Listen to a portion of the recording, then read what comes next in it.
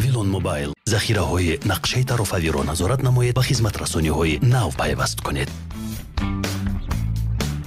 судмандтарин харидҳоро бидуни баромадан аз хона анҷом диҳед.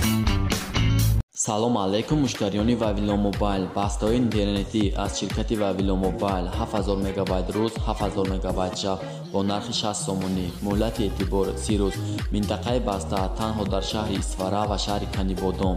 1000 мегабайт рӯз, 1000 мегабайт шаб бо нархи 20 сомонӣ. муҳлати эътибор 30 рӯз. 1000 мегабайт бо нархи 20 сомонӣ. муҳлати эътибор 90 рӯз. 6000 мегабайт бо нархи 50 сомонӣ. муҳлати эътибор 90 рӯз.